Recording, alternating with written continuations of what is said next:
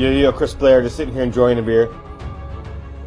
Now, in this video, I want to talk about a product that I don't think is utilized enough. So there's two types of products in this business. There's the Evergreen product type and the gift angle product type. A Evergreen product is like a t-shirt or something like that with an expression that person buys themselves.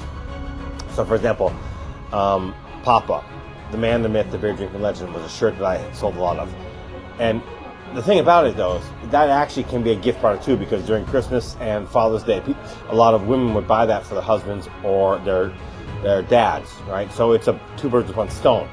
However, what's really popular now is for example, the message card jewelry stuff that China and other people sell, other suppliers have, where it's you craft a message to my daughter, to my wife, and so on and so forth. But here's the thing, everyone's just putting those on message card jewelry.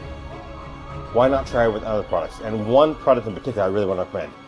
It's big margin, sells really well because I've seen people have success with it, and I know for a fact that it can sell.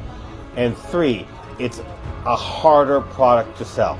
Not because you can't sell it like with ads, but it's a harder product to design. The reason why is the pixels count that you need.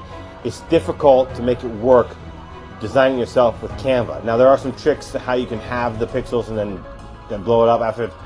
But the fact that it's not so straightforward to create on Canva is a great thing for you, because a lot of people are using Canva to do their own designs. And it makes sense, right? With Canva these days, they give you graphics, they give you so many great tools to make your own designs that people don't want to pay for an outside designer, and I don't blame them for that. I think that's actually a good thing. But this also creates a situation where you have amateur designers out there who are not professional designers, and they want to go after the low-hanging fruit, okay?